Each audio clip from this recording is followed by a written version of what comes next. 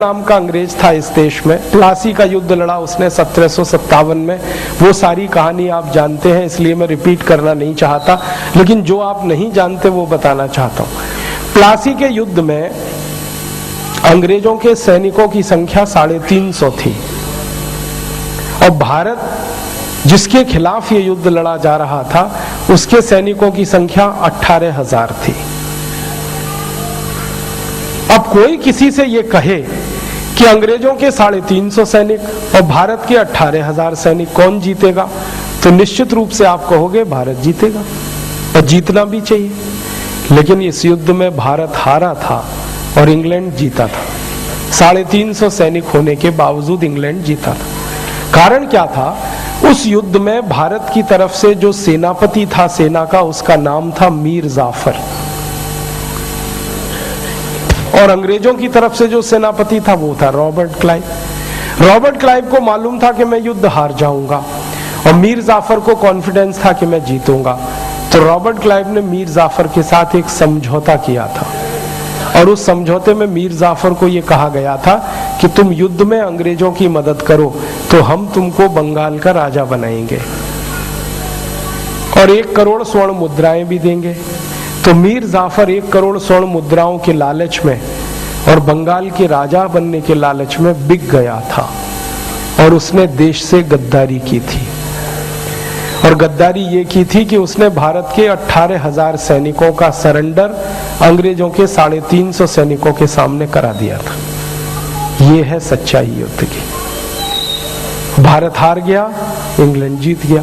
Robert Clive ने जब वो युद्ध जीत लिया तो 18,000 सैनिकों को अपने पास मिला लिया, और उन 18,000 सैनिकों को लेकर रॉबर्ट क्लाइव ने एक लॉन्ग मार्च किया, प्लासी से लेकर मुर्शिदाबाद तक। मुर्शिदाबाद उस समय कलकत्ता के विकल्प में राजधानी था, बंगाल की राजधानी था, और प्लासी से थोड़ा दूरी पर था। तो रॉबर्ट क्लाइव ने युद्ध जीत लिया, सैनिकों को लेकर एक मार्च निकाला। उस मार्च के बारे में रॉबर्ट क्लाइव ने अपनी डायरी में लिखा है कि मैं युद्ध में जीतने के बाद 18,000 भारतीय सैनिकों को बंदी बनाकर एक लॉन्ग मार्च पर निकला प्लासी से मुर्शिदाबाद।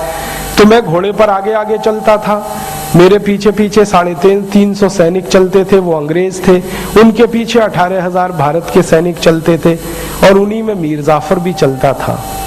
इस मार्च के पूरे रास्ते में रॉबर्ट क्लाइव कहता है कि हजारों भारतवासी सड़क के दोनों किनारे खड़े होकर हमारा जुलूस देखते थे, और वो डायरी में लिखता है कि ये भारतवासी हमारे जुलूस पर तालियां बजाते थे।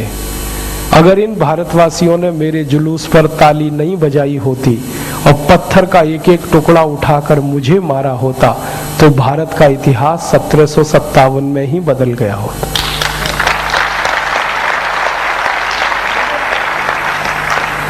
कितनी गहरी बात उसने कही है।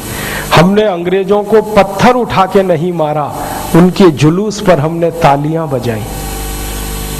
हमने इस देश में मीर जाफर जैसे गद्दारों को देखा जिसने कुछ सोने के लालच में देश को बेच दिया विदेशियों के हाथ में। इसलिए ये देश अंग्रेजों का गुलाम हुआ और लूट का शिकार हुआ। फिर उस रॉबर्ट क्लाइव ने लूटा, क्योंकि वो राजा हो गया बंगाल का। लूटा उसने, लूटा हुआ धन लेके वो लंदन गया। लंदन की पार्लियामेंट में रॉबर्ट क्लाइव के ऊपर एक मुकदमा चला, उसके ऊपर केस हुआ, क्रिमिनल केस हुआ। आप पूछेंगे क्यों? क्योंकि उसने जितना धन लूटा भारत में, उस धन को उसने बंटवारा नहीं किया, अकेला हजम कर गया। शर्त यह थी कि जो धन लूट का मिलेगा उसमें राजा को भी देना है, इंग्लैंड की पार्लियामेंट को भी देना है, और बचा अपने पास रखना है। रॉबर्ट क्लाइव ने किसी को कुछ नहीं दिया, अकेला हजम कर गया, इसलिए केस चला। मतलब अगर वो लूट का बंटवारा चल करता तो केस नहीं चलता।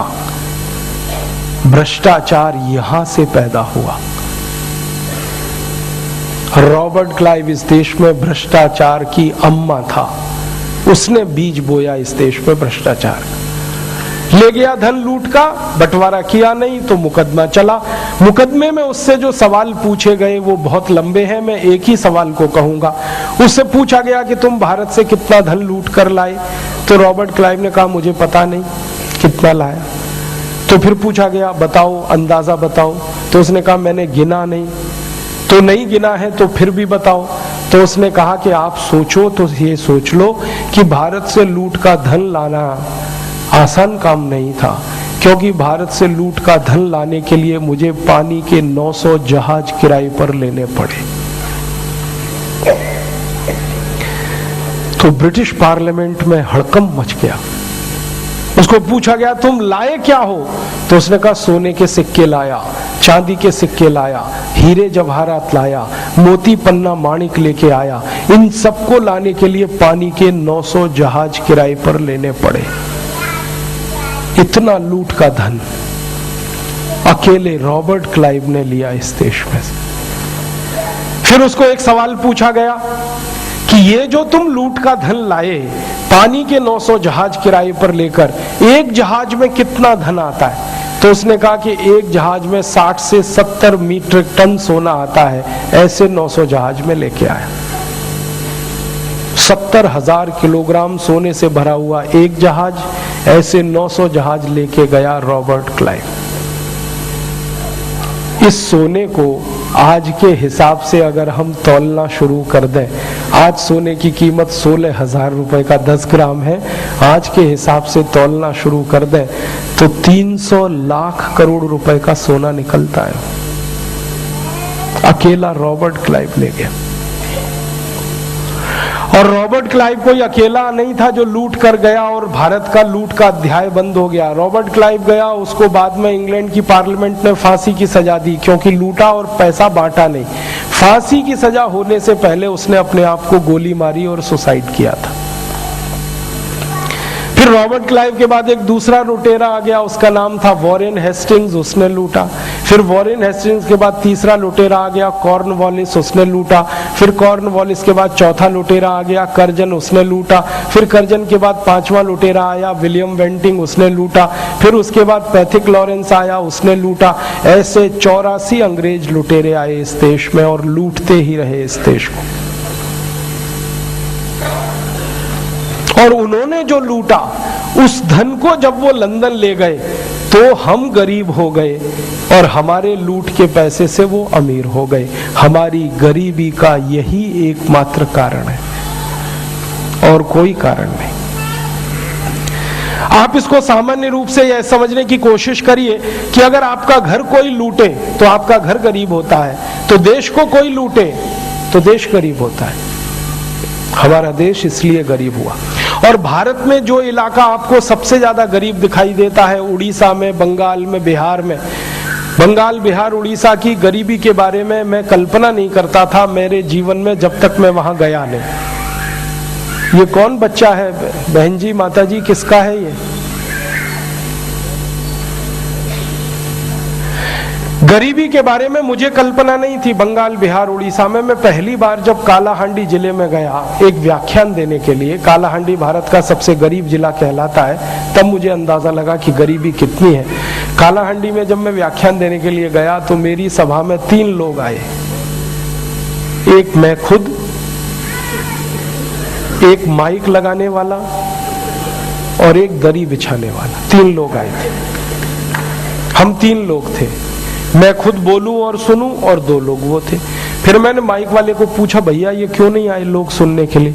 उसने कहा आप चिंता मत करो, भाषण करो, वो सुनेंगे। मैं पूछा वो कैसे? उसने कहा घर में बैठ के सुनेंगे। मैं कहा जब घर में बैठ के सुन सकते हैं तो मेरे सामने भी सुन सकते हैं। तब उसने गंभीरता से कहा कि वो आपके सामने नहीं आ सकते क्योंकि उनके शरीर पर कपड़े नहीं है। मैंने कहा मुझे उनका घर दिखाओगे? उन्होंने कहा चलो। तो वो ले गया मुझे सरपंच के घर में। सरपंच का घर देखा तो टूटी हुई झोपड़ी 10 बाई 10 की। मैंने दरवाजा खटखटाया, सरपंच की पत्नी बाहर आई। मैंने कहा आपके पति से मुझे कुछ काम है। तो उसने कहा थोड़ी देर इंतजार करो। थोड़ी देर के बाद जब उसका पति बाहर आया तो मैंने देखा पति वही कपड़ा लपेट कर बाहर आया था जिसको पत्नी लपेट के बाहर आई थी।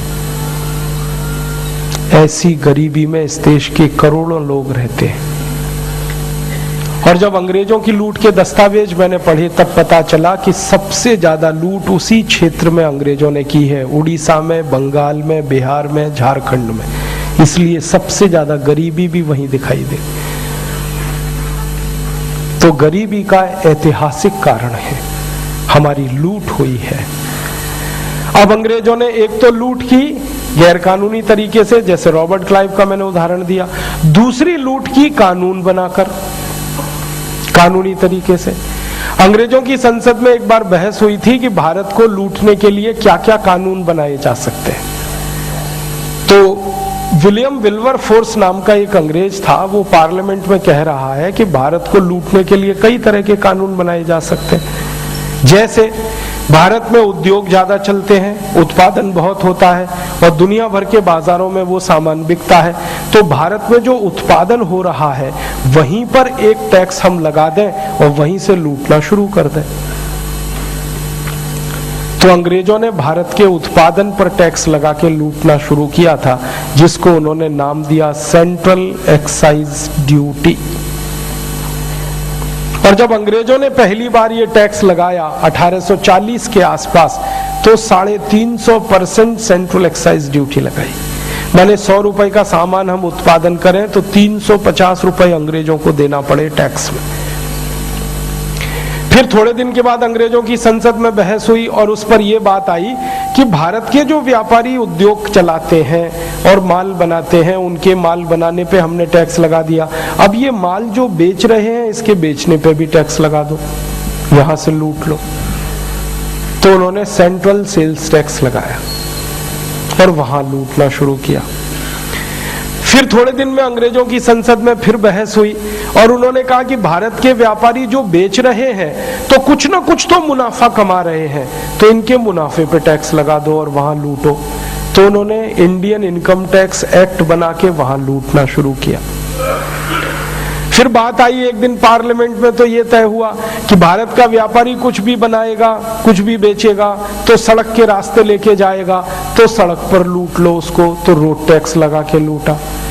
फिर सड़क पर कोई पुल बना दिया, उस पर से जा रहा है तो टोल टैक्स लगा के लूटा। फिर जहां पर माल बना रहा है वहां म्युनिसिपल कॉरपोरेशन का टैक्स लगा के लूटा। फिर जहां से माल लेके जा रहा है उसको एग्जिट टैक्स लगा के लूटा। फिर जहां माल लेके आ रहा है उसको एंट्री टैक्स लगा के लूटा। ऐसे 23 तरह के टैक्स लगा के अंग्रेजों ने ऑफिशियली लूटा इस देश को। आपको अंदाजा है जब अंग्रेजों ने पहली बार इनकम टैक्स लगाया तो 97% था। माने 100 रुपए की आमदनी करो, 97 रुपए अंग्रेजों को दे दो इनकम टैक्स। सेंट्रल एक्साइज कितना था? 100 रुपए का उत्पादन करो, 350 रुपए दे दो। सेंट्रल सेल्स टैक्स कितना था? 120 से 180%। Road tax, toll tax, municipal corporation के टैक्सेस वो अलग थे। तो ऑफिशियली लूटा फिर अंग्रेजों ने, और ये कम से कम 1840 से 1947 तक, माने 107 साल जम के लूटा। और अंग्रेजों के दस्तावेज बताते हैं कि एक साल में लगभग उन्होंने उस जमाने के हिसाब से $3 अरब लूटा ऑफिशियली। $3 अरब को इस समय के नोट के हिसाब से अगर आप गिनना शुरू करें, इस समय $1 50 रुपए का है और 1 अरब में 100 करोड़ होता है, तो 300 करोड़ डॉलर में 50 का गुणा कर लीजिए। ऑफिशियली ये लूटा और लूट के देश को खाली कर दिया। वैसे तो अंग्रेजों के पहले भी ये देश लूटा। महमूद गजनवी ने लूटा सोमनाथ का मंदिर, 17 बार लगातार लूटा। एक ही मंदिर को 17 बार लूटा, मतलब मंदिर में संपत्ति इतनी थी कि उसको लूटने में 17 बार लगा आना पड़ा। मोहम्मद बिन कासिम ने लूटा इस देश को, अहमद शाह अब्दाली ने लूटा इस देश को, तैमूर लंग ने लूटा इस देश को, नादिर शाह ने लूटा इस देश को। लूट का इतिहास इस देश में पुराना है, और जब लूट होती है किसी देश की तो वो देश गरीब ही होता है। तो हमारी गरीबी का ये कारण है। अब एक महत्वपूर्ण बात कि जब भारत की में लूट हुई और लूट होकर ये देश गरीब होने लगा, भुखमरी का शिकार। भुखमरी कैसे आई? हमारे उद्योगों पे टैक्स लगाए अंग्रेजों ने, तो वस्तुएं महंगी हो गई। तो दुनिया के बाजार में जो हम 33% निर्यात करते थे, वो निर्यात हमारा घटता गया। वस्तुएं महंगी होती गई, निर्यात घटता गया, निर्यात घटता गया तो कारखाने बंद हो गए, कारखाने बंद हो गए तो जो कारीगर काम करते थे वो बेरोजगार हो गए, और वो बेरोजगार हुए तो फिर भूखमरी का शिकार हुए। इसलिए भूखमरी आई, बेरोजगारी आई। एक बात आप जानते हैं कि जब बहुत ज्यादा हमारे देश में कपड़ा बनाने वाले कारीगर थे ना, और अंग्रेजों को उनसे चिढ़ होती थी, तो अंग्रेज उनके अंगूठे काट लिया करते थे ताकि वो कपड़ा ही ना बुन सकें, क्योंकि कपड़ा बुनने में सबसे महत्वपूर्ण भूमिका अंगूठे की होती है। आपके पास चारों उंगलियां हो और अंगूठा ना हो, आप कपड़ा नहीं बुन सकते। तो अंगूठा काट लेते थे अंग्रेज, हजारों लोगों के अंगूठे काटे हैं, उसके प्रमाण है। तो ऐसे जो लूट मचाई उन्होंने, उसमें ये देश गरीब होता चला गया, और अंग्रेजों के पहले जो लूट मची इस देश में, उसमें गरीबी आई। तो भारत के क्रांतिवीरों को ये लगा कि अंग्रेजों को भगाना चाहिए तो भारत की लूट बंद हो जाएगी, इसलिए भारत के क्रांतिवीरों ने संगठन खड़ा किया अंग्रेजों के खिलाफ। नाना साहब पेशवा, तात्या टोपे, झांसी की रानी लक्ष्मीबाई, नाना फडणवीस, वासुदेव बलवंत फड़के, ऐसे 7,32,000 क्रांतिकारियों ने संगठन खड़ा किया, अंग्रेजों के खिलाफ युद्ध लड़ा। उसी को आप कहते हैं आजादी का पहला संग्राम। उस युद्ध में थोड़े समय तक क्रांतिकारी जीते, बाद में अंग्रेज जीत गए। फिर उसके बाद दूसरा युद्ध हुआ, फिर तीसरा हुआ, फिर चौथा हुआ। ऐसे 7 युद्ध लड़े क्रांतिकारियों ने अंग्रेजों से, तब जाकर 1947 में आजादी मिली। लेकिन इस 47 की आजादी तक आते आते 7,32,000 क्रांतिवीर शहीद हो गए। ऐसी लड़ाई हुई। अब शहीद हो गए, शहादत हो गई, देश आजाद हो गया। आजादी के बाद सबको ये लगा कि अब इस देश की लूट बंद हो गई तो थोड़े दिन में देश फिर अमीर हो जाएगा, समृद्धशाली हो जाएगा, गरीबी खत्म हो जाएगी, भूखमरी खत्म हो जाएगी, बेकारी खत्म हो जाएगी। लेकिन लोगों को ये नहीं मालूम था, क्रांतिवीरों को ये नहीं मालूम था कि जिन गोरे अंग्रेजों को वो भारत से भगा रहे हैं, इसी देश में काले अंग्रेज पैदा हो जाएंगे जो देश को लूटेंगे। अब हमारे देश में क्या स्थिति है वर्तमान में? गोरे अंग्रेजों की लूट बंद हो गई, अब काले अंग्रेजों की लूट शुरू हो गई।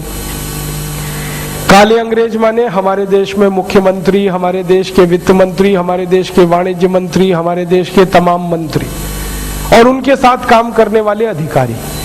अब इन्होंने लूट मचा रखी है पिछले 63 साल से, और इन काले अंग्रेजों ने कुछ गोरे अंग्रेजों से कम नहीं लूटा है इस देश को। हमारे देश में जो काले अंग्रेज आज लूट रहे हैं भ्रष्टाचार और घूसखोरी के माध्यम से, एक उदाहरण देता हूं। एक मधु कोड़ा नाम का काला अंग्रेज इस देश में है।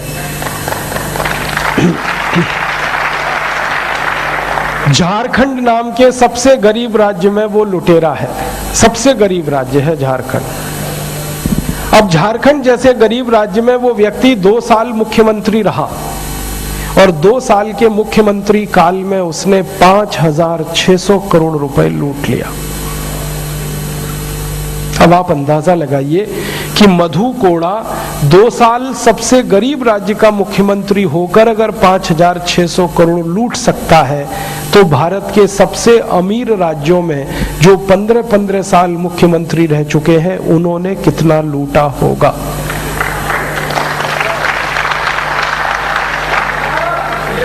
यहां हरियाणा में उदाहरण है, दूर कहां जाएं, आपके ही राज्य के उदाहरण है। कितने बड़े बड़े लूटखोर यहां बैठे हुए हैं हरियाणा में।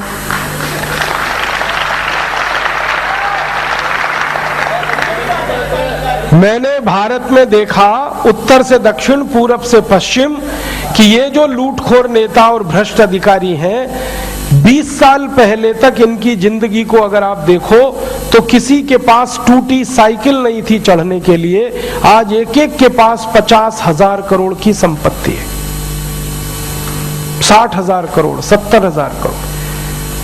मैं नाम नहीं ले सकता क्योंकि परम पूजनीय स्वामी जी का मुझे सख्त निर्देश है कि नाम लेके मत बोलो तुम, जब समय आएगा तब नाम लेंगे। मैं इशारे से बताता हूं, आप सब समझ जाएंगे। एक बहुत बड़ा लुटेरा इस देश में भ्रष्ट मंत्री है, महाभ्रष्ट, केंद्र सरकार में कैबिनेट रैंक का मिनिस्टर है आज इस देश में, महाराष्ट्र में कई बार मुख्यमंत्री रह चुका है। उसकी लूट का अंदाजा अगर आप लगाना चाहो तो अंदाजा ऐसे लगाओ कि 20 साल पहले उसके पास टूटी साइकिल नहीं थी घर में, आज बंबई से पूना के बीच की दूरी 180 किलोमीटर की है। इस दूरी में जितने गांव पड़ते हैं उन गांव की हजारों एकड़ जमीन उस अकेले ने लूट के खाई हुई है। ऐसे ऐसे लूटखोर हैं इस देश में। मैं और एक नेता की कहानी बताता हूं। 20 साल पहले वो नेता नासिक में सिनेमा का टिकट ब्लैक करता था। आज वो मंत्री है महाराष्ट्र में और केंद्र में भी मंत्री रह चुका है। आज उसकी प्रॉपर्टी 40,000 करोड़ से ज्यादा की। 15-20 साल पहले एक नेता था, मुंबई के दादर रेलवे स्टेशन पर पालक और मेथी बेचता था। आज उसकी प्रॉपर्टी 35,000 करोड़ की है खाली मुंबई में। ऐसे ऐसे लूटखोर नेताओं की संख्या अगर आप पूछोगे तो 80,000 है जो लूट रहे हैं इस भारत माता को। एक दो नहीं है, 80,000 है। कुछ तो इसमें नगर सेवक के स्तर पर है, जो सबसे नीचा पायदान है लूट का। नगर सेवक माने कॉरपोरेटर। और कुछ उसमें सबसे ऊंचे पायदान पर है चीफ मिनिस्टर या केंद्र सरकार के मंत्री। तो नगर सेवक से लेकर और वहां तक 80,000 नेता हैं जिनकी जन्म कुंडली इस समय मैं बना रहा हूं, जिनके पास 20 साल पहले एक फूटी कौड़ी नहीं थी और अब हजारों करोड़ की संपत्ति है उनकी। और ये नेता जो लूट रहे हैं देश को, ये धन को ले जाकर विदेशी बैंकों में जमा कर रहे हैं। अंग्रेज लूट रहे थे इस देश को तो धन को ले जाकर लंदन में जमा कर रहे थे। अब ये काले अंग्रेज लूट रहे हैं देश को, ये धन को ले जाकर स्विट्जरलैंड में जमा कर रहे हैं। और हमारा लूटा हुआ धन स्विट्जरलैंड में चूंकि जमा हो रहा है, इसलिए स्विट्जरलैंड दुनिया का सबसे अमीर देश है और हम दुनिया के सबसे गरीब देशों में गिनती हो रही है। अब समझ में आया कि स्विट्जरलैंड सबसे अमीर क्यों है। खेती उस देश में नहीं, व्यापार उस देश में नहीं, उद्योग उस देश में नहीं, फिर भी सबसे अमीर देश, क्योंकि भारत से लूटा हुआ धन वहां जमा हो रहा है। स्विट्जरलैंड में कुछ बैंकें हैं जिनकी संख्या 1, 2, 3 ऐसे 36 है। Bank of Zurich, bank of Geneva, bank of Switzerland, ऐसी 36 बैंकें हैं। उन बैंकों का नियम है कि दुनिया भर से कहीं भी लूट का पैसा लाके आप वहां जमा कर सकते हैं और वो बैंक वाले पूछते नहीं कि आप ये पैसा कहां से लाए। दूसरा नियम है कि जो पैसा वहां जमा होता है उस पर वो बैंक ब्याज नहीं देते, जमा करने वाले से सर्विस चार्ज लेते हैं।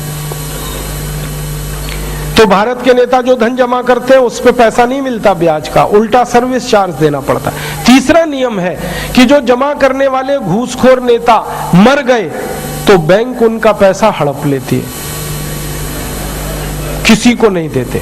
और भारत में ऐसे सैकड़ों नेता हैं जो जमा करके मर गए। मैं आपको एक सच्ची कहानी सुनाता हूं, आप होशियार हैं तो समझ जाना, नाम इसमें भी नहीं लूंगा। महाराष्ट्र में एक चीफ मिनिस्टर हुए, उन्होंने स्विस बैंक अकाउंट खोला और उनके एक वित्त मंत्री थे, चीफ मिनिस्टर और फाइनेंस मिनिस्टर दोनों ने मिलकर स्विस बैंक अकाउंट खोला स्विट्जरलैंड में और जॉइंट अकाउंट था उनका, दोनों उसमें पार्टनर थे। जिस व्यक्ति ने उनका अकाउंट खुलवाया वो अभी थोड़े दिन पहले सीबीआई की गिरफ्त में आया और वो जेल में बंद है अभी। तो वो एक चीफ मिनिस्टर और एक फाइनेंस मिनिस्टर दोनों ने खोल दिया। अब चीफ मिनिस्टर पैसे देता था फाइनेंस मिनिस्टर को और लेके जाता था, वो जमा कराता था। एक दिन क्या हुआ कि महाराष्ट्र के उस फाइनेंस मिनिस्टर ने सब पैसा निकाल लिया और अपने अकेले के नाम से सिंगापुर की बैंक में रख दिया और चीफ मिनिस्टर को नहीं बताया। थोड़े दिन में चीफ मिनिस्टर की कुर्सी चली गई। अब कुर्सी चली गई तो पैसे की जरूरत पड़ी, तो चीफ मिनिस्टर साहब गए अपना अकाउंट चेक करने के लिए, तो पता चला कि सारा पैसा गायब। अब पैसा गायब तो मुश्किल हो गई, फिर ढूंढा ढांडा, पता चला कि वो सिंगापुर की बैंक में पहुंच गया पैसा। फिर वो सिंगापुर गए, सिंगापुर जब गए तो जिस बैंक में पैसा पहुंचा तो पता चला कि उनके ही मित्र ने, जो फाइनेंस मिनिस्टर था, सब अपने नाम से जमा कर लिया। अब ये विड्रॉ नहीं कर सकते जब तक वो साइन ना करे, तो इन्होंने अपने मित्र को फोन फान किया होगा, उसने मना कर दिया। तो चीफ मिनिस्टर को सिंगापुर की बैंक में अटैक आया, लिफ्ट में अटैक आया और उनकी डेड बॉडी सिंगापुर से मुंबई आई थी। ये महाराष्ट्र के चीफ मिनिस्टर की कहानी, फाइनेंस मिनिस्टर की कहानी। जिस दिन परम पूजनीय स्वामी जी का आदेश होगा मैं दोनों के नाम खोल के बताऊंगा और कितने लूटे हैं उन्होंने धन संपत्ति वो भी बताऊं। ये लूट वाले ऐसे लोग हैं, मुझे तो कई बार लगता है कि रॉबर्ट क्लाइव मरा नहीं है, उसकी आत्मा ही इन काले अंग्रेजों में प्रवेश कर गई।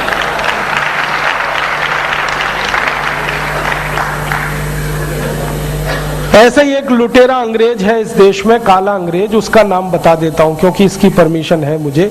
उसका नाम है अखंड प्रताप सिंह। वो उत्तर प्रदेश सरकार में चीफ सेक्रेटरी रहा, आईएएस अधिकारी है।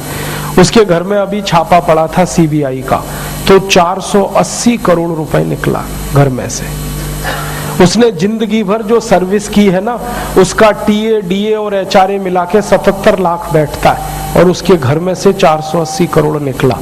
जब पुलिस ने पूछताछ की, सीबीआई ने पूछताछ की, तो पता चला कि ये उसका एक घर है, ऐसे 19 घर अभी और हैं।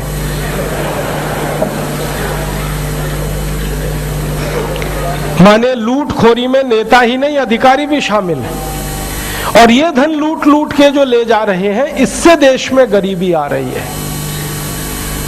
हमारे नेता हमको ये समझाते हैं कि जनसंख्या बढ़ने से देश गरीब हो रहा है। जनसंख्या बढ़ने से नहीं, लूट होने से ये देश गरीब हो रहा है।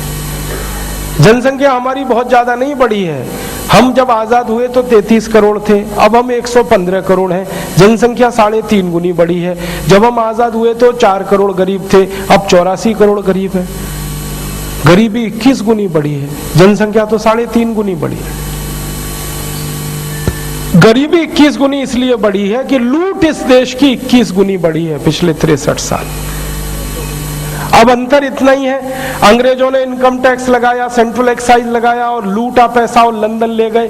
और ये काले अंग्रेज भी इसी टैक्स व्यवस्था के माध्यम से लूट रहे हैं पूरे पैसे को और स्विट्जरलैंड में जमा कर रहे हैं। हमारे देश में एक प्रधानमंत्री हुए, उनका नाम था श्री राजीव गांधी। उन्होंने एक बार संसद में ये कहा था, जिसको आज तक कोई चुनौती नहीं दे पाया इस देश में। उन्होंने कहा था कि जब टैक्स का 1 रुपया मैं गरीबों के पास भेजता हूं विकास के लिए तो 15 पैसा ही पहुंचता है, माने 85 पैसा बीच में लुट जाता है। तो पूछा किसी ने संसद में कि कौन लूटता है, तो राजीव गांधी ने बड़े साहस से कहा था, हम लूटते हैं, माने लूटते हैं इस देश के। और तब उन्होंने संसद में कहा था कि अब इस देश की संसद में नेता नहीं दलाल बैठे हैं और मुझे इन दलालों से मुक्त करना है भारत की राजनीति को, ये मेरा संकल्प है। ये राजीव गांधी ने कहा था। लेकिन आप जानते हैं राजीव गांधी को ही मुक्त करा दिया इन्होंने। दलाल तो वहीं के वहीं है। अब राजीव गांधी का बेटा राहुल गांधी संसद में है। उसने एक दिन सनसनी मचा दी ये कहकर कि मेरे पिताजी के जमाने में तो 1 रुपए में से 15 पैसा पहुंच जाता था, अब मेरे जमाने में तो 5 पैसा भी नहीं पहुंचता, माने 95% लूट हो जाती है। और ये लूट कितनी है अंदाजा लगाना हो आपको तो भारत सरकार का बजट, राज्य सरकारों का बजट और नगर पालिकाओं का बजट तीनों मिला के 20 लाख करोड़ का है साल का। उसमें से 85% अगर लूट रहा है तो 17 लाख करोड़ की लूट हो रही है हर साल। और ये धन जाकर विदेशों में जमा हो रहा है। अब स्विस बैंक एसोसिएशन ने थोड़े दिन पहले एक बात कही कि भारत के भ्रष्टाचारी नेताओं का हमारे यहां 1500 अरब डॉलर जमा है, माने 75 लाख करोड़ रुपए भारत का लूट किया हुआ धन स्विस बैंकों में जमा है। तब इस मामले पर सुप्रीम कोर्ट में एक मुकदमा हुआ है। उस मुकदमे को राम जेठमलानी लड़ रहे हैं। और आज मुझे आपको एक खुशखबरी देनी है कि कल सुप्रीम कोर्ट ने उस मुकदमे को स्वीकार कर लिया है, एडमिट कर लिया है।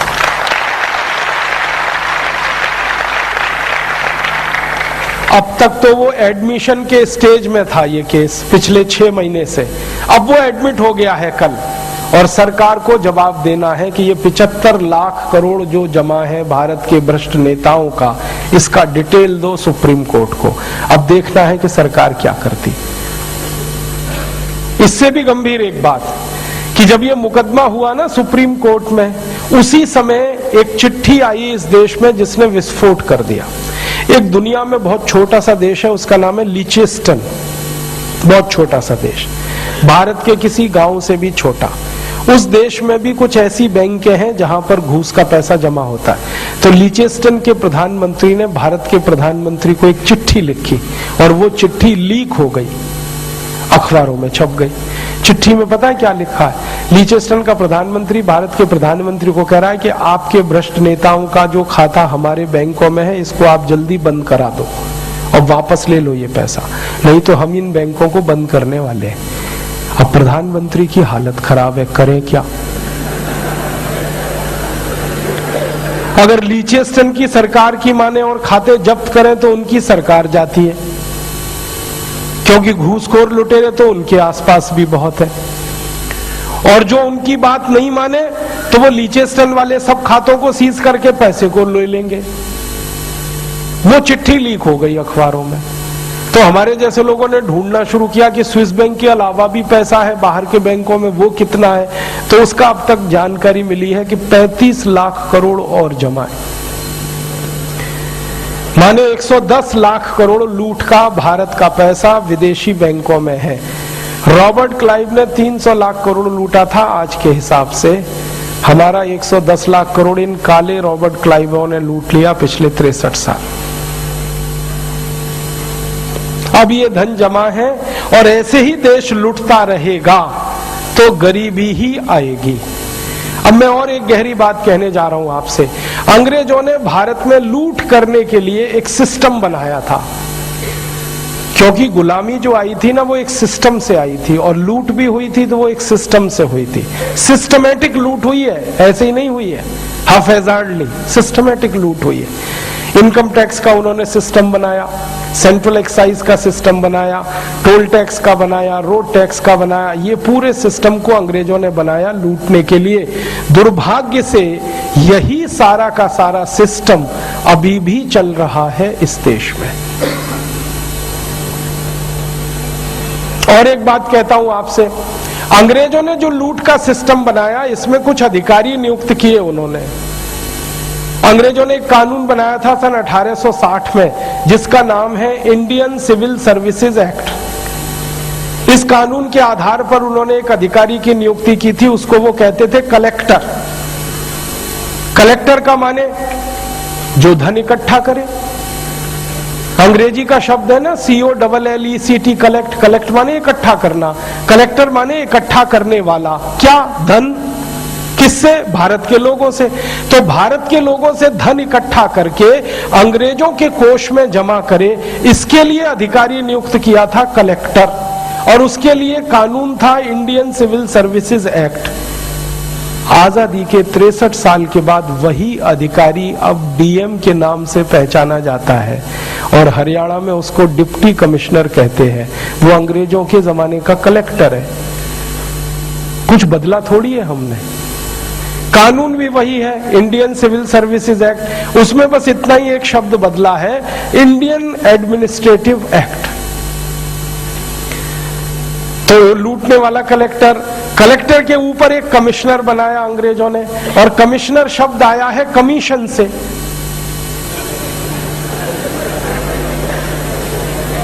आपको एक सच्ची जानकारी दे रहा हूं, ये जो कलेक्टर कमिश्नर अधिकारी होते थे ना, अंग्रेज इनको तनख्वाह नहीं देते थे, उनकी लूट के हिस्से में से कमीशन फिक्स होती थी, सैलरी नहीं मिलती थी उनको, लूट के हिस्से से कमीशन मिलता था, इसलिए कमिश्नर बनाया। 5 कलेक्टर के ऊपर एक कमिश्नर होता था, फिर कमिश्नर के ऊपर सेक्रेटरी होता था, पूरा सिस्टम खड़ा किया। कलेक्टर के नीचे डिप्टी कलेक्टर होता था, डिप्टी कलेक्टर के नीचे तहसीलदार होता था। तो लूट का पूरा तंत्र अंग्रेजों ने खड़ा किया था। अब मैं आपसे एक सवाल पूछता हूं, वो ये कि जिस लूट के तंत्र को अंग्रेजों ने खड़ा किया लूटने के लिए, अगर वही तंत्र आजादी के 63 साल के बाद भी चलेगा तो लूट ही करेगा और कुछ नहीं करेगा। और जिस तंत्र के कारण यह देश गरीब हुआ, आजादी के 63 साल के बाद भी अगर वही तंत्र चलेगा तो गरीबी ही उसमें से पैदा होगी और कुछ पैदा नहीं होगा। ये हमारे देश की मजबूरी है, या कम नसीबी है, या दर्द भरी दास्तान है कि लूट का सिस्टम वैसे का वैसा ही है। अब उस लूट के सिस्टम को सपोर्ट करने के लिए अंग्रेजों ने कुछ और सिस्टम बनाए थे। एक जुडिशियल सिस्टम बनाया उन्होंने, आईपीसी, सीआरपीसी, सीपीसी को लेकर। और उस जुडिशियल सिस्टम के बारे में खुद अंग्रेज कहा करते थे कि कभी भारतवासियों को न्याय नहीं मिले, इसके लिए ये है। वही आईपीसी, सीआरपीसी, सीपीसी अब चल रहा है जो अंग्रेज बना के गए थे। दूसरे कुछ सहयोगी सिस्टम उन्होंने खड़े किए, एजुकेशन सिस्टम बनाया। मैकॉले कहा करता था कि भारत में हमको क्लर्क चाहिए जो अंग्रेज और भारतवासी दोनों के बीच में एजेंट के रूप से स्थापित हो। बहुत होशियार नहीं चाहिए, बहुत तेज नहीं चाहिए, बहुत स्मार्ट नहीं चाहिए, बाबू चाहिए, क्लर्क चाहिए जो इस लूट के सिस्टम को चलाए। उसके लिए शिक्षा लाई उसने। वही क्लर्क बनाने वाली शिक्षा आज तक हम इस देश में ढोते चले आ रहे हैं। इंडियन एजुकेशन एक्ट के नाम पे चल रही है मैकॉले शिक्षा। अंग्रेजों ने उस लूट की व्यवस्था को पक्का करने के लिए पुलिस बनाई थी। 1860 में पुलिस एक्ट लाया उन्होंने, जिसका नाम है इंडियन पुलिस एक्ट। वो पुलिस एक्ट आजादी के 63 साल के बाद भी चल रहा है। अंग्रेजों ने इस लूट की व्यवस्था को कायम रखने के लिए 34,735 कानून बनाए थे। दुर्भाग्य से वो सारे कानून अभी तक इस देश में चल रहे हैं, लूट की व्यवस्था को ही मजबूत करने के लिए। अब हम क्या कर रहे हैं? 63 साल से हम क्या कर रहे हैं कि लूट की इस व्यवस्था को नहीं बदल रहे हैं। लूट करने वाले जो अधिकारी हैं, प्रधानमंत्री, मुख्यमंत्री आदि आदि बदल रहे हैं हम, वो नए नए लुटेरे पैदा हो रहे हैं। व्यवस्था नहीं बदली हमने, व्यवस्था को चलाने वाले कुछ नेताओं को बदला। कुछ ऐसी कहानी है कि अंग्रेजों ने जो व्यवस्था की कार बनाई, वो कार हमने नहीं बदली, कार के ड्राइवर को बदलने की कोशिश की पिछले 63 साल। एक बार ड्राइविंग सीट पे पंडित नेहरू को बिठा दिया, दूसरी बार ड्राइविंग सीट पे इंदिरा गांधी को बिठा दिया, फिर राजीव गांधी को बिठा दिया, फिर नरसिम्हा राव को बिठा दिया, फिर मनमोहन सिंह, देवेगौड़ा, इंद्र कुमार गुजराल और अभी अटल बिहारी वाजपेयी थोड़े दिन तक थे। कार वही चल रही है अंग्रेजों के जमाने वाली, ड्राइवर बदल रहे हैं, तो होने वाला क्या है? माने व्यवस्था हम वही चलाएं और उस व्यवस्था में लोगों को बदलते जाएं। लोग क्या कर लेंगे जब तक व्यवस्था नहीं बदलेंगे? आप कितने भी ईमानदार आदमी को आप प्रधानमंत्री बना दो, अगर सिस्टम वही है तो या तो सिस्टम में वो लूट करेगा, नहीं तो वो सिस्टम उसको निकाल के बाहर फेंक देगा, क्योंकि ये सिस्टम लूट को ही पसंद करता है और कुछ पसंद नहीं है इस सिस्टम को। आप जानते हैं इस अंग्रेजों के बनाए गए व्यवस्था तंत्र में भारत के कई ईमानदार लोग गए और सिस्टम ने उनको बाहर फेंक दिया, क्योंकि वो लूट पसंद नहीं थे। सिस्टम ने फेंक दिया उनको बाहर, नहीं चलने दिया। 2 नाम तो आपके सामने हैं, एक थे श्री लाल बहादुर शास्त्री और दूसरे थे श्री मोरारजी देसाई। दोनों ऐसे प्रधानमंत्री थे जिनकी ईमानदारी की कसम खाई जा सकती है। शास्त्री जी जब प्रधानमंत्री बने थे ना, तो धोती फटी हुई थी उनकी, जब उन्होंने शपथ ग्रहण की थी, फटी हुई धोती में शपथ ग्रहण की थी। और पता चला कि उनके पास 2 ही धोतियां थी और 2 ही कुर्ते थे जब वो प्रधानमंत्री बने। तो किसी ने कहा कि अब तो प्रधानमंत्री हो गए, किसी ने क्या, उनकी धर्मपत्नी ने कहा था अब तो नई धोती ले लो। तो उनका ये कहना था कि करोड़ों भारत के किसान फटी हुई धोती जब तक पहनते रहते हैं, मुझे नई धोती पहनने का अधिकार नहीं है।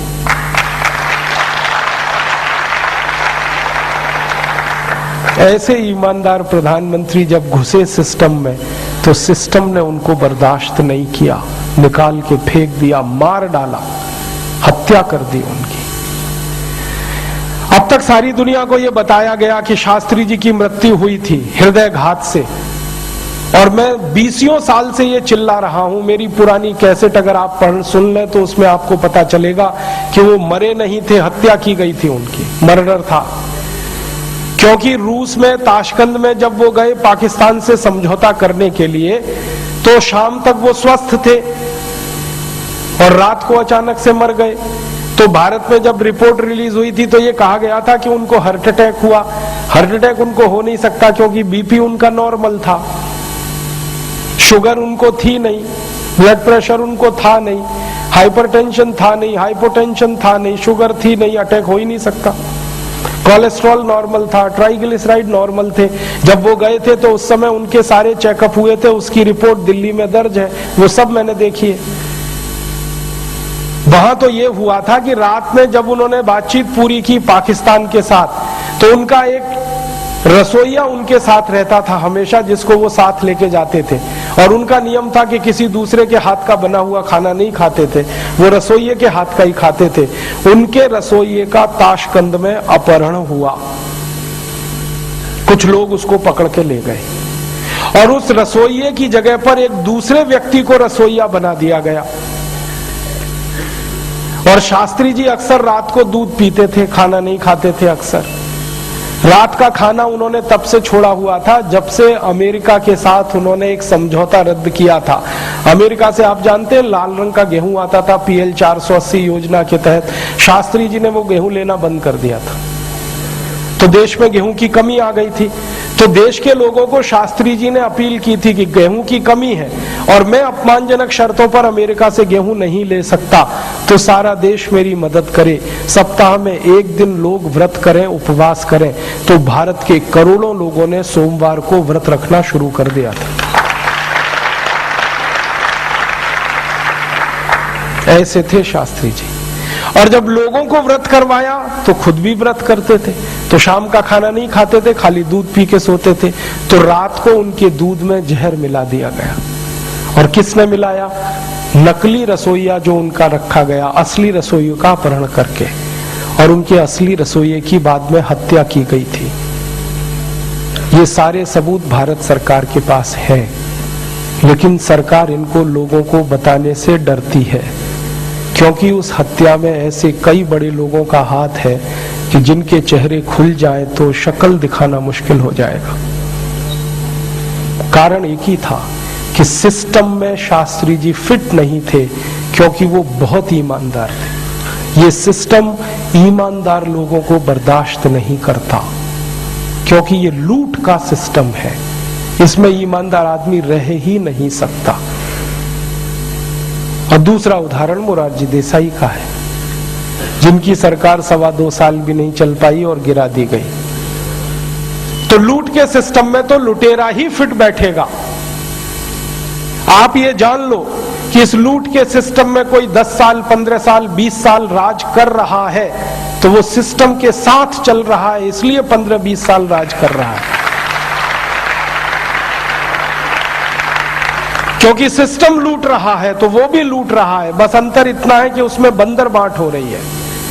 और सिस्टम के साथ जो अच्छे से बंदर बांट कर लेगा, उसी की नौकरी, उसी की सिस्टम में डिमांड 15 साल, 20 साल तक रहेगी। तो आप समझ लो, कोई 5 साल मुख्यमंत्री रह गया, कोई 10 साल, कोई 15 साल। कारण क्या? उसने भी लूटा, सिस्टम को भी दिया, इसलिए रह गया।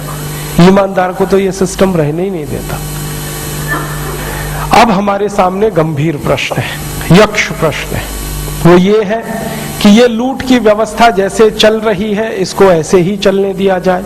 अंग्रेजों ने जो लूट का तंत्र बनाया, इसको ऐसे ही बने रहने दिया जाए, और जैसे अब तक लूटा है आगे भी ये देश लूटता रहे। एक तो ये रास्ता है, और हमारे देश में बहुत लोग हैं जो इस रास्ते पर चलना पसंद करते हैं। वो ये कहते तुमको क्या पड़ी है, चलने दो ना जैसे चल रहा है। बहुत लोग तो मुझे भी सुझाव देते हैं, तुम भी यार आ जाओ ना इसी सिस्टम में।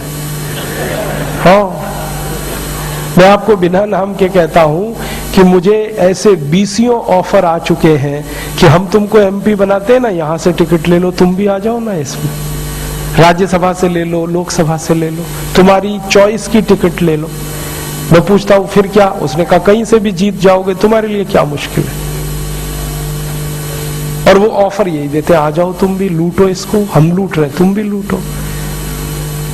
और वो लोग पता है मुझे क्या समझाते? वो कहते तुम क्यों परेशान हो रहे हो, व्यर्थ में क्यों चिंता करते हो, तुम क्या लाए थे, क्या ले जाओगे।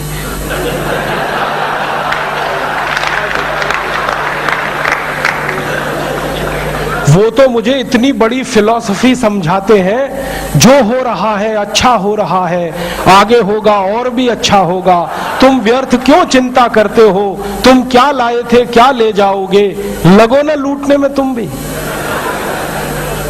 हाँ, बहुत बड़ी फिलॉसफी समझाते, और श्री कृष्ण का नाम लेके समझाते कि देखो हम नहीं कह रहे, भगवान श्री कृष्ण ने कहा है, भगवत गीता में कहा है, क्यों व्यर्थ परेशान होते हो, क्यों चिंता करते हो, क्या लाए थे क्या ले जाओगे, लुट रहा है लुटने दो, आगे लुटेगा और भी लुट अच्छा होगा। तो ऐसी फिलॉसफी के मानने वाले बहुत पाखंडी लोग हैं इस देश में। कुछ सफेद कपड़ों में है, कुछ भगवे कपड़ों में। हाँ, बड़े बड़े लुटेरे हैं। मैं आपको विनम्रता पूर्वक कह रहा हूं, ये कठोर बात है। मैंने ऐसे ऐसे लोग देखे हैं भगवे कपड़ों में, जो एक एक शहर से 2-2 करोड़ 5-5 करोड़ 10-10 करोड़ लूट ले जाते हैं। कोई राम कथा कह के, कोई कृष्ण कथा कह के, कोई कथा कह के, कोई कथा कह के, और फिर उस पैसे को ब्याज पे चलाते हैं। ऐसे हरामी लोग मैंने देखे हैं मेरी आंखों से। ब्याज पे चलाते हैं उस पैसे, बाजार में उनका पैसा ब्याज पे घूमता है।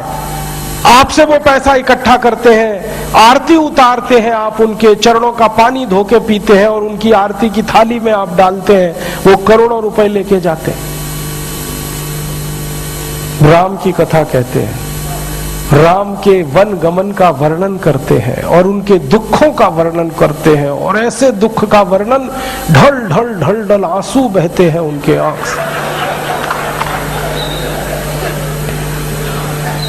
मैंने देखा है, राम के दुखों का वर्णन करते हैं, राम को कितना कष्ट हुआ, कितना दुख हुआ, नंगे पांव चले, ऐसे हुआ वैसे हुआ, और उस वर्णन में आप भी रोते हैं, वो भी रोते हैं, लेकिन ये सारा खेल एयर कंडीशनड मंच पे चलता है। राम के दुखों का वर्णन करने के लिए एयर कंडीशनड मंच लगता है, एयर कंडीशनड कार लगती है, एयर कंडीशनड घर लगता है, एयर कंडीशनड चार्टर्ड फ्लाइट लगती है, तब राम के दुखों का वर्णन होता है।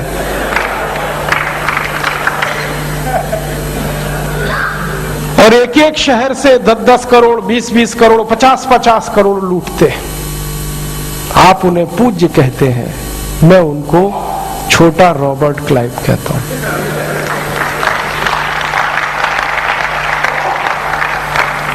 तो नेता ही नहीं लूट रहे हैं, अधिकारी भी नहीं लूट रहे हैं, और भी ऐसे लोग हैं, और लूट ही नहीं रहे। मेरे जैसे लोगों को कह रहे हैं, क्यों व्यर्थ चिंता करते थे, क्या लाए थे क्या ले जाओगे, तुम तो ये कंठी माला ले लो, राम राम राम राम, राधे राधे राधे राधे, बस और कुछ नहीं।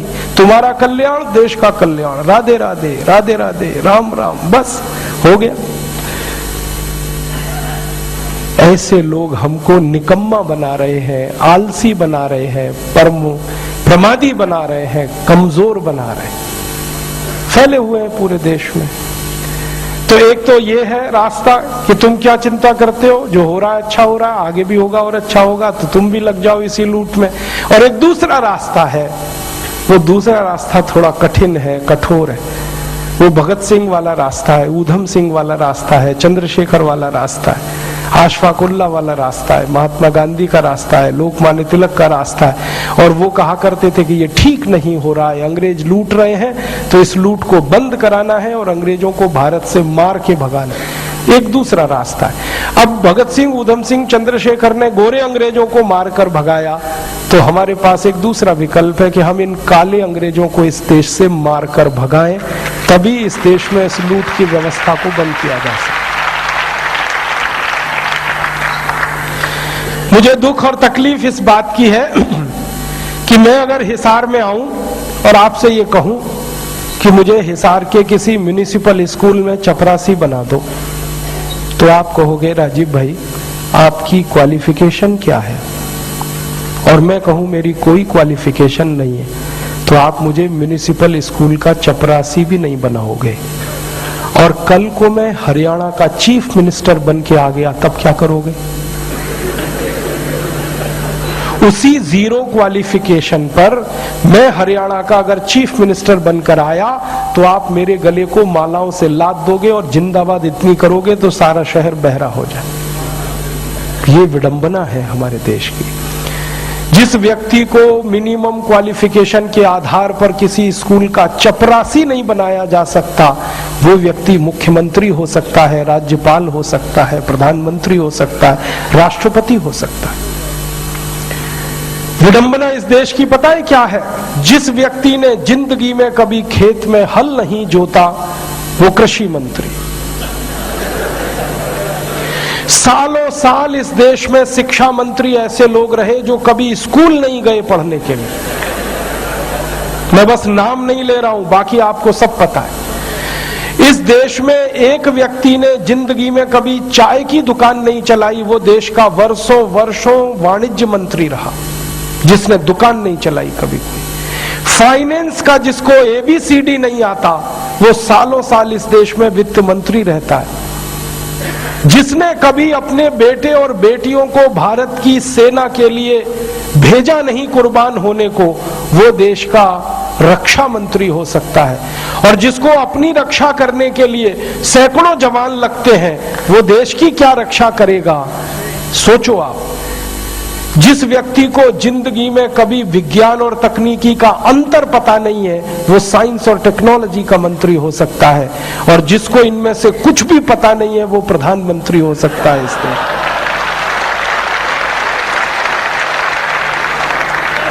ये विडंबना है हमारे देश की। अज्ञानी व्यक्ति ज्ञानियों पर शासन कर सकता है। और हमारे शास्त्रों में कहा गया है, वेदों में कहा गया है कि अज्ञानी व्यक्ति जब ज्ञानियों पर शासन करे तो समझ लेना देश और समाज का बंटाधार ही होना है। हमारे देश में यही हो रहा है। हर अज्ञानी ऐरा गहरा नत्थु खैरा जो किसी नेता की चप्पलें उठाता था, जो किसी के जूतों में पॉलिश करता था, जिसने कभी किसी नेता के घर में रोटियां बना के खिलाई, वो राष्ट्रपति पद तक लोग पहुंचे हैं। ऐसी स्थिति हमारे देश में। उनकी क्वालिफिकेशन ही एक है कि कभी किसी बड़े नेता के रसोई में रोटियां बना के खिलाई तो राष्ट्रपति हो जाओ भैया। ऐसी बंदर बांट मची है इस देश में। और ये उस देश में जिसकी आजादी के लिए 7,32,000 लोग कुर्बान हुए हैं, उस देश में। मुझे बहुत दुख होता है, तकलीफ होती है। अभी एक सच्ची घटना मेरे साथ घटित हुई। मैं एक दिन कानपुर गया था भारत स्वाभिमान की सभा के लिए। तो कानपुर के रेलवे स्टेशन पे उतरा। उतरने के बाद शहर में बाहर आने के लिए नीचे पुल पर से उतर के आया तो एक छोटी सी चाय की दुकान थी। उस पर एक बेटी और एक माँ और एक छोटा सा बेटा आपस में बात कर रहे थे। वो क्या बात कर रहे थे? वो कह रहे थे, माँ हम गरीब क्यों हैं? तो कान में मेरे शब्द पड़ गए। मैंने कहा ये इस तरह का प्रश्न कोई अपनी माँ से पूछे तो मुझे लगा ये कोई साधारण लोग नहीं है, कुछ तो इनमें असाधारणपन है। चल के पूछा जाए कौन लोग हैं, परिचय लिया जाए। तो मैं गया उस दुकान पे, मैंने पूछा आप लोग कौन हैं?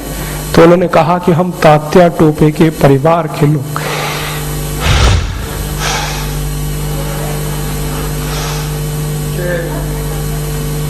हमारे देश में तात्या टोपे के परिवार के लोगों को चाय बेचनी पड़ी और गद्दारों को सिंहासन मिले। ऐसा ये देश हो गया।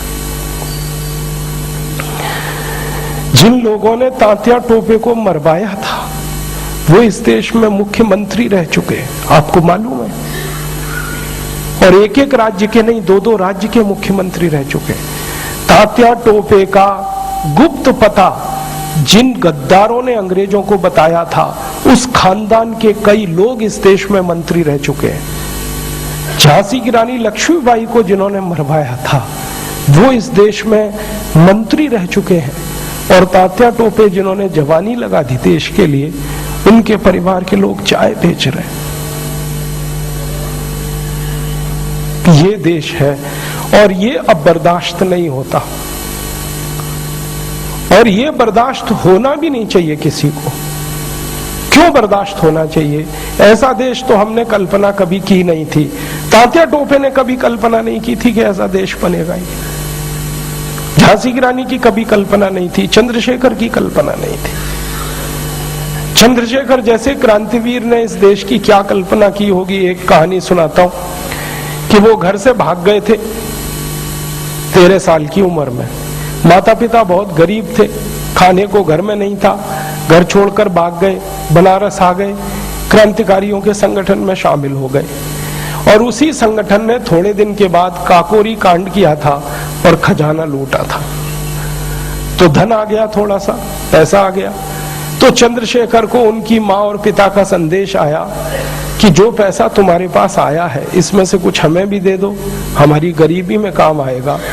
तो चंद्रशेखर अपने माता पिता के पास गए थे और एक ही उत्तर दिया था कि मेरी रिवॉल्वर में 2 गोलियां हैं, पैसे तो दे नहीं सकता, ये दोनों गोलियां दे सकता हूं। ऐसा देश चंद्रशेखर का, ऐसा देश तात्या टोपे का अब लुट रहा है। तो फिर क्या करना चाहिए? तो मुझे लगता है कि अब फिर कोई दूसरी बड़ी लड़ाई की तैयारी करनी चाहिए। एक लड़ाई उन्होंने लड़ी, तात्या टोपे ने, झांसी की रानी ने, चंद्रशेखर ने, अब दूसरी लड़ाई हमें लड़नी पड़ेगी। इसके बिना कोई रास्ता नहीं। और ये दूसरी लड़ाई का ही अभियान है जिसको हम भारत स्वाभिमान कहते हैं।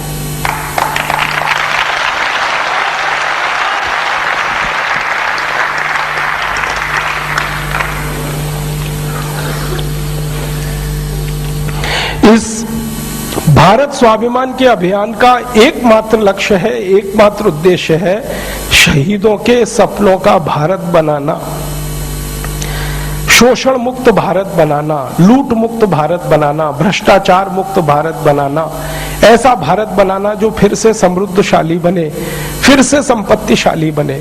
उसके लिए ये अभियान है। अब आप पूछेंगे ये कैसे संभव है? इतने लुटेरों के हाथ में ये देश है, क्या वो आसानी से इस देश को छोड़ देंगे? जो लूट रहे हैं, जिनके स्वार्थ पूरे हो रहे हैं, क्या वो इतनी आसानी से मान जाएंगे? वो आसानी से देश को छोड़ेंगे नहीं लूटना, और वो आसानी से मानेंगे भी नहीं। उनको तो छुड़वाना पड़ेगा, वैसे ही जैसे अंग्रेजों से हमने देश को छुड़वाया था। कोई लुटेरा अपनी इच्छा से देश को नहीं छोड़ेगा लूटना, कोई लुटेरा अपनी इच्छा से बंद नहीं करेगा देश को लूटना। उनको तो मजबूर करना पड़ेगा कि वो इस लूट को छोड़ें और इस देश को छोड़ें। तो कैसे होगा? वो होगा संगठन की ताकत से। आज हमारी ताकत कम है। भारत स्वाभिमान के सारे देश में करीब 2.5 लाख शिक्षक हैं, जो हमारी ताकत है। कल को ये 5 लाख होंगे, फिर 7 लाख होंगे, फिर 11 लाख होंगे, फिर 50 लाख हो सकते हैं, 1 करोड़, 5 करोड़। जिस दिन हमारी ताकत लुटेरों की ताकत से बड़ी हो जाएगी, उसी दिन इन लुटेरों के हाथ से इस देश को छीन लेंगे और जो ईमानदार चरित्रवान लोग हैं उनके हाथ में देश को सौंप देंगे। आप बोलेंगे वो संभव है। वो संभव ऐसे है कि हमारे देश में एक लोकतंत्र नाम की व्यवस्था चलती है और दुर्भाग्य या सौभाग्य इस लोकतंत्र में वही काबिज होता है, वही हावी होता है जिसकी ताकत होती है। और ताकत जो है वो लोगों से गिनी जाती है। लोगों की ताकत जिनके पास है, लोगों की शक्ति जिनके पास है, सारा तंत्र उनके लिए है। अभी मैंने एक दिन सोचा कि भारत की सब राजनीतिक पार्टियां जो लूट में शामिल हैं इस देश में, इनकी कुल ताकत का पता लगाओ। तो मैंने 48 पार्टियां, कांग्रेस, बीजेपी, जनता दल, राष्ट्रवादी Janata Dal, CPM, CPI, Samajwadi party, Bahujan Samaj party, इन सबके सदस्यों की संख्या गिनना शुरू किया तो पता चला कि इन सबके पास कुल मिलाके 4 करोड़ सदस्य हैं, जिनकी ताकत पर ये देश को लूट रहे हैं। कुछ सदस्य एक पार्टी के पास, कुछ दूसरे के पास, कुछ तीसरे के पास। तो 4 करोड़ सदस्यों की ताकत पर वो देश को लूट रहे हैं। ये बात बिल्कुल समझ में आई। तब हमने तय किया कि हमारी ताकत जिस दिन 5 करोड़ सदस्यों की हो जाएगी, उसी दिन इनकी लूट को हम बंद करा देंगे और ये देश को इनसे मुक्त कराएंगे। अब हमको सारे देश में 5 करोड़ लोग चाहिए जो इस अभियान के साथ जुड़े, और ये 5 करोड़ लोग अगर हमारे अभियान से जुड़ते हैं तो 50 करोड़ लोगों का आशीर्वाद हमें मिलता है। क्योंकि भारत में ऐसा माना गया है कि एक व्यक्ति अगर किसी अभियान से जुड़ गया तो वो 10 लोगों को प्रभावित करता है, घर, परिवार और पड़ोस के। तो 50 करोड़ लोगों का परोक्ष समर्थन मिले, 5 करोड़ लोगों का प्रत्यक्ष समर्थन मिले, इस दृष्टि से हम आगे बढ़ रहे हैं। तो आप सबका इसमें सहयोग चाहिए। आप बोलेंगे जी हम क्या सहयोग कर सकते हैं? आप भारत स्वाभिमान के सदस्य बन सकते हैं, हमारी 5 करोड़ की संख्या को जल्दी से जल्दी पूरा कर सकते हैं और दूसरे लोगों को ज्यादा से ज्यादा प्रेरित करके हमारे इस अभियान में जोड़ सकते हैं। तो आपसे यही मदद की अपेक्षा है। आप ये मदद करेंगे और हमें उम्मीद है कि जिस गति से हम बढ़ रहे हैं, अगले 4 साल में हम 5 करोड़ से ज्यादा सदस्यों को इस काम में जोड़ लेंगे। आपकी भावना को ध्यान में रख के मैं ये कह रहा हूं, हो सकता है हम 5 करोड़ का लक्ष्य लेके चल रहे हैं, लेकिन अगले 4 साल में 10 करोड़ भी जुड़ सकते हैं। क्योंकि मैं तो जब देश में घूमता हूं तो देखता हूं कि लोग तो तैयार बैठे हैं, कोई उनको चाहिए जो राह दिखाने वाला हो और उनकी भावना को निस्वार्थ भाव से तौलने वाला हो। लोग तो तैयार बैठे। मैंने तो इस देश में देखा है, लोग इतने ज्यादा तैयार बैठे हैं इस काम के लिए, वो कहते हैं कोई हमारे पास आए।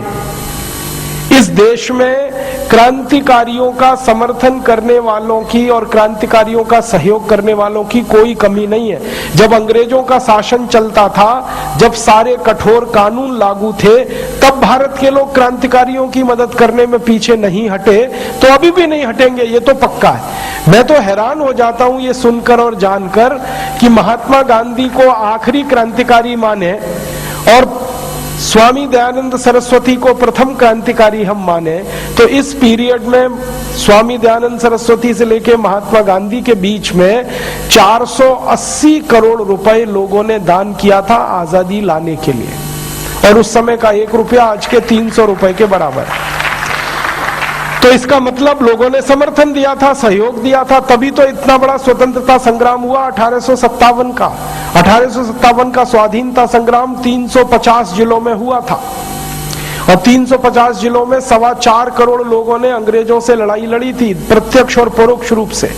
अब 4.25 करोड़ लोग अगर लड़ाई लड़ रहे थे, तो अगर एक एक के हाथ में एक एक तलवार, एक एक हसिया भी मान लो, तो एक एक तलवार, एक एक हसिया को बनाने के लिए 1 से 1.5 किलो लोहा लगता है। तो 4.25 करोड़ तलवारें बनाने के लिए कितना मीट्रिक टन लोहा लगा होगा, और कितना मीट्रिक टन लोहा गला होगा, और कितने मीट्रिक टन लोहे को गलाने के लिए कितनी भट्टियां चली होंगी, और कितने कारीगरों ने रात दिन मेहनत करके वो तलवारें बनाई होंगी क्रांतिकारियों को देने के लिए। मतलब देश तो उस समय भी खड़ा था क्रांतिकारियों के साथ में। तो हमें भरोसा है देश आज भी खड़ा होगा ऐसे लोगों के साथ में जो इसी बात को आगे बढ़ा रहे हैं, जिसको कभी भगत सिंह, ऊधम सिंह आदि ने बढ़ाया था कि भारत से सिर्फ अंग्रेजों को नहीं भगाना है, अंग्रेजियत को भगाना है।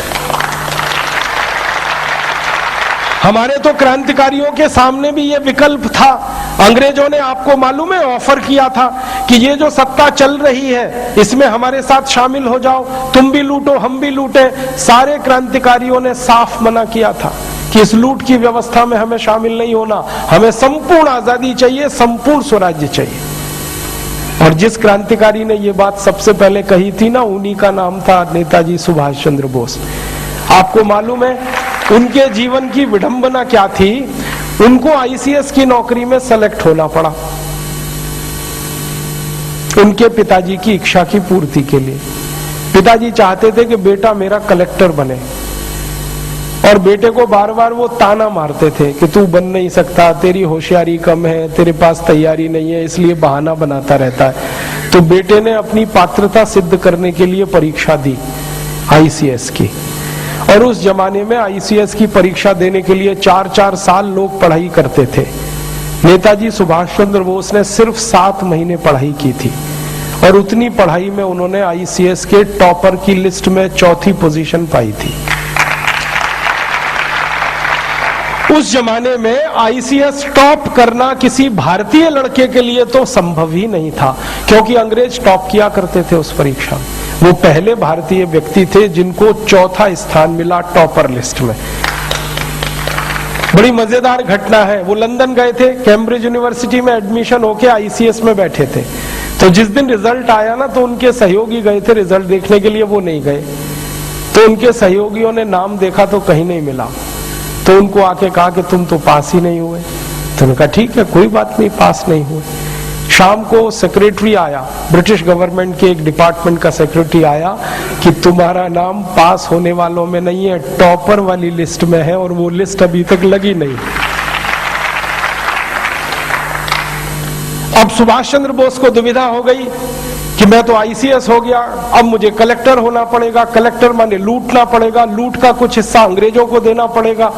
तो उनके मन में ये घमासान शुरू हुआ कि मैं इस लूट में शामिल हो जाऊं या लूट की व्यवस्था के बाहर निकलकर देश के लिए काम करूं।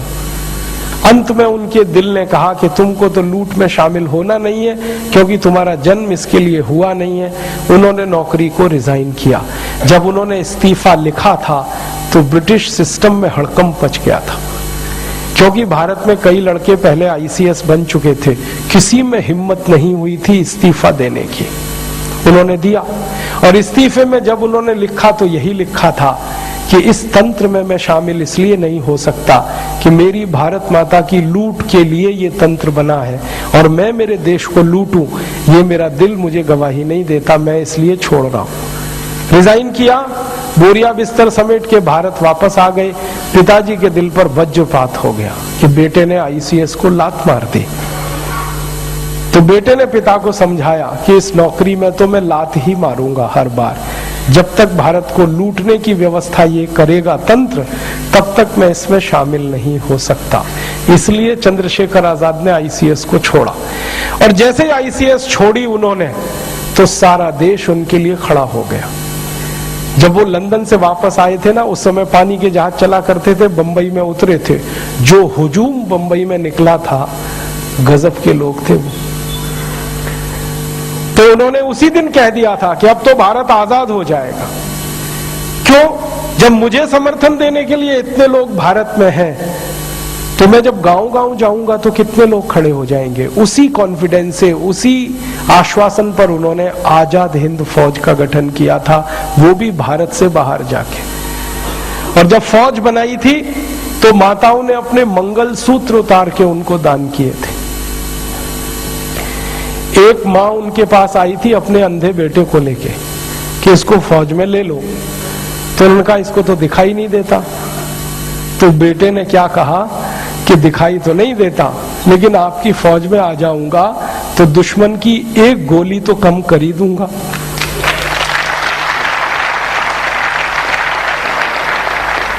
ऐसा उत्साह, इतना समर्थन। तो मुझे तो यही भरोसा होता है कि उस जमाने में अगर इतना उत्साह और समर्थन मिला देश के क्रांतिकारियों को, तो आज क्यों नहीं मिलेगा? जरूर मिलेगा। एक बार हम लोगों के पास जाए तो सही। मेरे मन में तो एक ही बात रहती है, इस देश के लोगों ने दिया ही दिया है, लेकिन कोई लेने वाला पात्र होना चाहिए। लेने वाला जब अपनी पात्रता सिद्ध करता है तो भारत के लोग देने में कभी पीछे नहीं हटते। तो भारत स्वाभिमान अभियान अपनी पात्रता सिद्ध करेगा आपके सामने।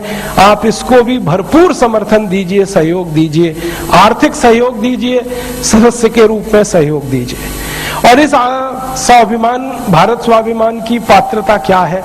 इसकी सबसे बड़ी पात्रता ये है कि इस पूरे अभियान की बागडोर एक सन्यासी के हाथ में। और आप जानते हैं सन्यासी का अपना कुछ नहीं होता, उसका सब कुछ देश और समाज के लिए होता है, क्योंकि उसने तो सन्यास ही देश और समाज के लिए लिया हुआ होता है। तो एक सन्यासी के हाथ में बागडोर है, इसलिए आप इस अभियान को तन मन धन से सब तरह से समर्थन करिए, जितनी आपकी शक्ति है, जितनी आपकी क्षमता है, और दूसरों से भी सहयोग कराइए। उसके पहले कदम के रूप में आप इसके सदस्य बन जाइए। एक फॉर्म ये है, बाहर आप जाएंगे तो स्टॉल पे है, इसको ले लीजिए, भर के दे दीजिए, नाम पता फोन नंबर। और इस फॉर्म को जब आप जमा करेंगे तो 1100 रुपए का दान है विशेष सदस्य का, 51 रुपए का दान है साधारण सदस्य का। जो आपकी शक्ति में है वो आप कर लीजिए। 51 रुपए का दान देके साधारण सदस्य हो सकते हैं, 1100 का देके विशेष हो सकते हैं। ये जो आप दान करेंगे ये भारत स्वाभिमान ट्रस्ट में जमा होगा, और ये दान के पैसे से ही ये लड़ाई हमें लड़नी है। जब भी बाजार जाएं तो स्वदेशी वस्तुएं ही खरीद कर लाइए, विदेशी वस्तुओं का बहिष्कार करिए। और विदेशी वस्तुओं के बहिष्कार के साथ साथ विदेशी भाषा का भी बहिष्कार करना है, विदेशी भूषा का भी बहिष्कार करना है, विदेशी भोजन का भी बहिष्कार करना है, विदेशी भजन का भी बहिष्कार करना है, विदेशी भेषज का भी बहिष्कार करना है। भेषज माने औषधि, उसका भी बहिष्कार करना।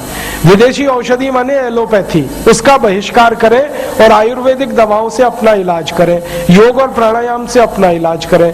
विदेशी भोजन माने pizza, burger, hot dog, cold dog, इसका बहिष्कार करें, अपने देशी भोजन को उपयोग में लाएं। विदेशी भाषा माने अंग्रेजी का बहिष्कार करें, हिंदी, तमिल, तेलुगु, कन्नड़, मलयालम, मराठी आदि आदि भाषाओं का ज्यादा से ज्यादा उपयोग करें और सम्मान करें। हर स्तर पर हमें स्वदेशी होना है, ये व्यक्तिगत जीवन में। और राष्ट्रीय जीवन में अंग्रेजों के बनाए हुए कानून और तंत्र को बदलना है। तो एक काम राष्ट्र स्तर पर करना है, दूसरा काम अपने व्यक्ति स्तर पर करना है। व्यक्ति स्तर पर हम बदले, राष्ट्र स्तर पर देश बदले, इन्हीं दोनों के बदल से संपूर्ण होगा हमारा ये अभियान, जिसके लिए मैं आपसे निवेदन कर रहा हूं, आप इसमें आइए, शामिल हो जाइए। अभी अगर आप शामिल हुए तो भविष्य में आपका नाम भी इतिहास में दर्ज होगा, और शामिल नहीं हुए तो भविष्य में आपके बच्चे आपसे पूछेंगे कि भारत स्वाभिमान जब चल रहा था तो तुम कहां थे, तो शर्म से आप उनको मुंह नहीं दिखा पाओगे। तो आपको शर्मिंदा ना होना पड़े, अफसोस ना करना पड़े कभी अपने बच्चों के सामने, इसके लिए भी आप इस अभियान में जुड़ जाइए। बहुत पवित्र अभियान है, सन्यासी के हाथ में इसकी कमान है, और वो सन्यासी ने ठोक ठोक के लोगों को इकट्ठा किया है अपने नजदीक में। पूरी पवित्रता वाले लोग ही उन्होंने अपने पास आसपास लाए हैं। कोई नेताओं की फौज नहीं बन रही है, तपस्वियों और ब्रह्मचारियों की फौज खड़ी हो रही है जो इस अभियान को लीड कर रही है।